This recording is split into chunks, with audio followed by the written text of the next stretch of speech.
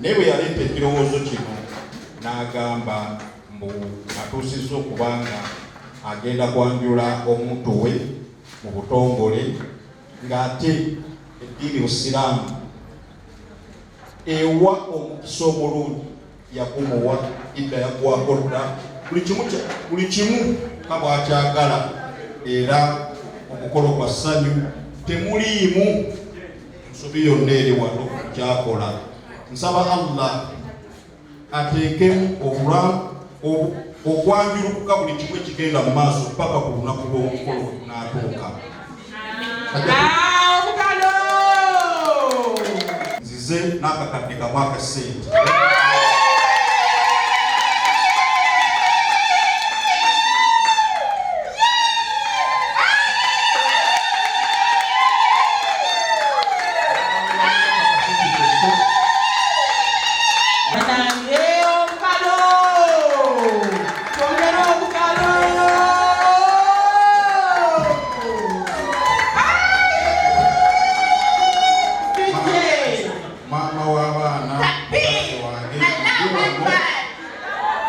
Sekono abangi temumulabangako naye Sekono Sheikh Abdallah Kivumbi omu ku baseeka abatolonya abalina emitima emirungi.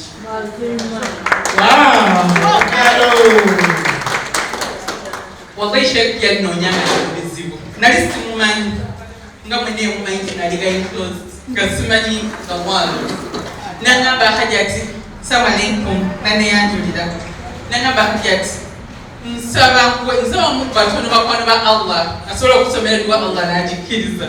Nsaba nkusomereddwa Allah buli kimu nga wokyagala ajja kituukiriza. Era Seeka mwina bana ekyo mugamba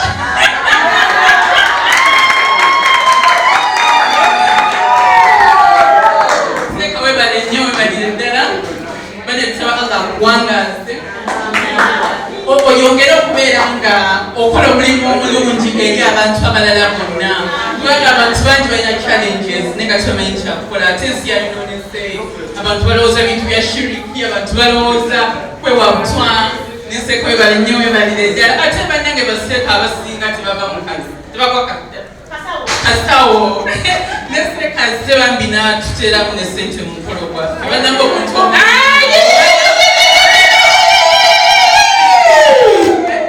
kwatira akakadde mu Uganda wano bannange mwali mukyabye yali mugenzi yekka tasaanyika kyekwebale nnyo baleetera tusaba Allah okobulamu obulungi akudizaawo byonna tusaba omukwana gutukumire nga Seeka omujja lwaffe era nsaba akutambuza obulungi yonna gyolaga. Assalamu alaikum warahmatullah. Assalamu alaikum warahmatullahi wabarakatuh. Nsanyuse okubasisinkana olulako lwaleero ku mukolo gwa mukwano gwange Hajati Kulthum. Era omukolo ogwo tuguzeeko nga tugulonkinga olw'ensonga nti agenda kubeera nga ayanjulwa ate nga Obusiraamu bumukkiriza okukola ekyo kyakola kubanga mu Busiraamu bumuwa idda eba ya myezi 4 n'ennaku 10. Omusiraamu yenna bw'afiirwa bbaawe nga mukyala akyasobola okubeera nga awasibwa Obusiraamu bumuwa emyezi 4 n'ennaku 10. Ennaku ezo zakola zaggwako era tuzze wano tumusanyukireko ng'afuna mwana munne oyo gwagenda okwanjula ffe gwe tutannaba kulaba naye ajja muleeta tumulabe era omukyalo oyo mukwano gwange ng'omuntu ate ekisooka nti mukyala musiraamu musaaze asaala kubanga bw'ogenda mu mizikiti n'osinkana omuntu omulundi ogutali gumu n'omusango ogwokubiri oba omuwaddeko obujulizi ye mukyalo oyo ebassebo amaanyi g'otadde mu mukolo gwe abantu bagenda lowooza nti mwali mukolaganyeko ekisinga okujja obuzikulonkiyo. Hajjati yafuna obuzibu n'afiirwa yali mukwano gwe bw'amala okufiirwa n'abeera mu bizibu ebingi ennyo ne munoonya ne mugamba Hajjati ebigambo bino nsaba obiwulirize buli muntu agenda kujja agenda kugamba kiki naye nsaba weekwase Allah ye mujulizi wo yekka yeddagala lyokka agenda okukolera ky'oyagala kyonna era yakkiriza ne mugamba nti nze sizza wano nkusabira edduwa gw'olina okukola ki ogyesabira Allah akujje mu bizibu by'okola ki wabula nze mulambika engeri gye basomamu ki edduwa n'abeera nga mugumu. Hajjati oyo yampuliriza ne mulambika mu bigambo bye yali alina okukozesa yasooka n'adduka n'abeerako mu mawulire n'amala n'agavaamu n'akkakkana nga amaze okusoma edduwa eyo. Allah n'amusaasira n'afuna omwana munne nga bwe yamufunye era insha Allah mu mukolo guno tugenda kuteekamu amaanyi gaffe okulaba nga tumuyambako afune essanyu kubanga kyatteeka. Abaganda bagamba nti namwandu gwe bayita namwandu ekigambo kino mukitegeere gwe bayita namwandu yeyo omukyala afiiriddwa bbaawe n'ataddamu kwagala musajja mulala oyo bamuyita ki naye omuntu yenna bw'afiirwa bbaawe n'addamu n'ayagala omusajja ng'akyalimu embeera ezaagala omusajja omulala taba namwandu ye mukyala oyo akkirizibwa mu busiraamu bumukkiriza okubeera nga afuna omusajja omulala. Omusajja we olina ky'omumanyiiko kuba amawulire oluusi gagamba nti yaliba oba omuyaaye? Omusajja oyo obusiraamu tebukkiriza kwogerera muntu nga tonnaba kulaba bikolwa bye. Bannamawulire waliwo ensonga ze bateekawo ne baziteekawo eri omwami oyo naye omwami tawangaalira wano naye bw'abanga baalabagana ne babeera nga batuusa okubanga najja n'akyala nsaba Allah bw'abanga alimu obubi omwami oyo abumuggyemu aleme kuddira mwannyina zoono kumuteeka mu nnaku endala bw'abanga obubi bwonna bulimu nsaba Allah abumuggyemu amuwemu bulungi bwokka obumulimu obubi bwonna Allah obubikke. Ebbanga lye mumaze ne Hajjati tubadde tumanyi nti munne nammwe wali abamweyagaliza mu ngeri emu oba endala. Hajjati mukazi mulungi obusiraamu bumukkiriza omusajja yenna omukwana naye bw'aba yafuna tewabaawo omukisa mulala ate gwe kuyingira ng'amaze okufuna n'ayanjula neki n'omuntu oyo gw'ayanjudde naye yenna aba asobodde ng'abadde nga ali free nga teri amwagala osobola omwagala. Nze sisobola kwewandiisa olw'ensonga ti nze obusiraamu bukkiriza okuwasa abakazi b'osobola nze bennyina bammala sogerako sinaba kufuna busobozi sinabamalayo sharia bwekola ki beŋŋamba naye bennyina nyina obusobozi bwabwe kati sirina busobozi bwa mulala gwe nsobola kwongerako.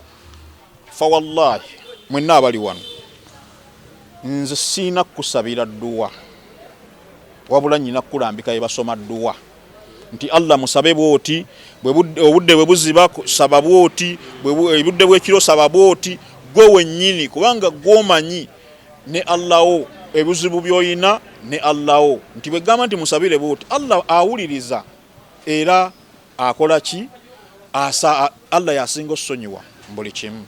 Nze Sheikh Abdulawufu asangibwa enansana Naluvule abanneetaaze njagala oyite ku namba y'essimu eri 0772 776 67 54 eri 0772 776 67 54 yenna abanneetaaze onkubira ku ssimu eyo n'enkulambika nga bw'olina okusaba. A'udhu billahi minash shaitanir rajim.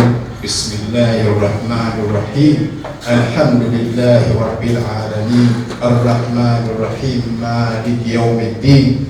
إياك نعبد وإياك نستعين اهدنا الصراط المستقيم صراط الذين أنعمت عليهم غير المغضوب عليهم ولا الضالين ربنا تقبل منا إنك أنت السميع العليم وتوب علينا إنك أنت التواب الرحيم ربنا ظلمنا أنفسنا من سيئات أعمالنا ربنا ظلمنا أنفسنا من سيئات أعمالنا ربي زدنا علما وارزقني فهما اللهم تقبل صلاتنا اللهم تقبل صلاتنا ربنا ظلمنا أنفسنا من سيئات أعمالنا وصلى الله على سيدنا محمد وعلى آله وصحبه وسلم والحمد لله رب العالمين.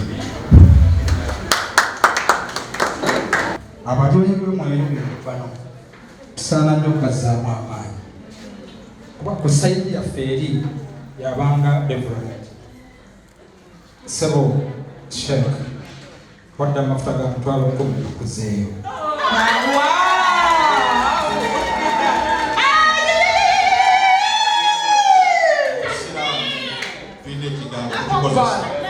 barakallahu fiik webale kusiima omukono okoleddwa nze nazze wano nga nazirwa ssanyu sazze wano nga nze mukolo gwaki naye neebazizza nnyo okuba nti naawe okoze eki osiimye saba Allah agwe ekirungi gy'oyagala mu birungi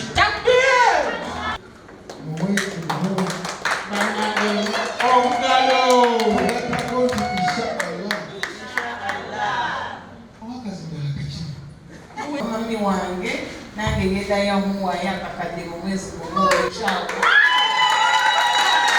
mukwanjula akasiki mukwanjula amatooke emmere nibaya bameka oba bali bameka oba motoka meka mama nyinga Pledge yange ya miaka